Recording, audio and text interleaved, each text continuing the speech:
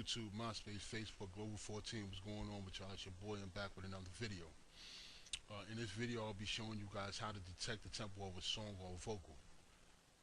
In this video, it would only be about a song, although the method still applies to the vocal as well. If you're using FL Studio, I would suggest you start with an empty sequencer, because 9 times out of 10, if you're producing hip-hop or R&B, you're going to find the sample first and then build around it. Okay, so I would suggest starting with an empty sequencer. From there, you would want to open up your sample channel. As you see here, you have sample, insert, miscellaneous, and function. Okay, you would want to go to this envelope, or folder as you would call it, and click on it. Now, I don't know where you keep your samples or your music or whatever vocals that you're trying to sample, but for instructional purposes, I have mine on my desktop. So I'm going to open that up.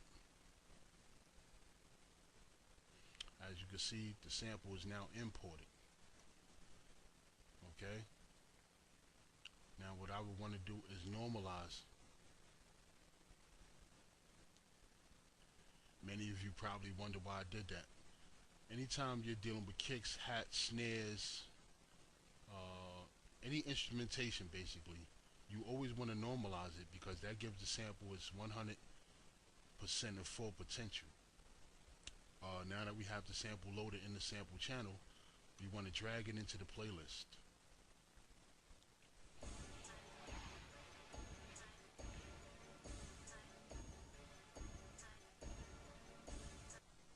Now that it's into the playlist, you have 2 ways of going about detecting the tempo. Okay? The first is going to be to actually click on the sample itself and scroll down until you see detect tempo. This window will appear. Once it appears, it's going to show you a range of BPMs, or beats per minute, that the sample may be at. They always give you a guesstimate or estimate of what they think it is, but we don't know. As you can see, my tempo is set to 140, so I don't actually know what the tempo of the sample is.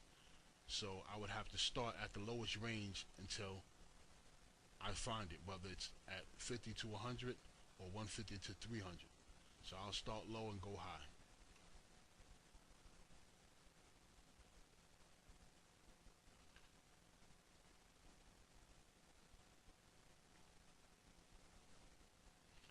As you see, it detected the tempo of the sample as 70 BPMs. Now it asks you, would you like to set the project tempo to this value?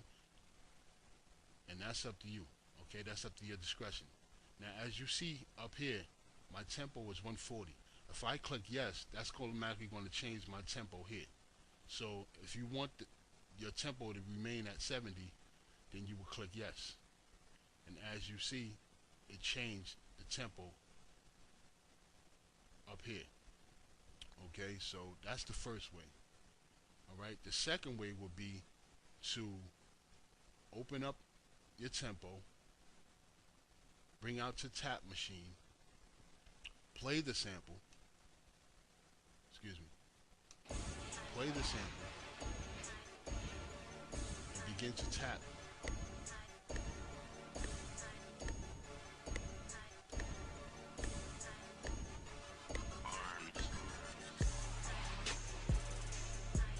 See, it is also 70. You accept it. Well, I hope this has been helpful, folks. God bless, be well.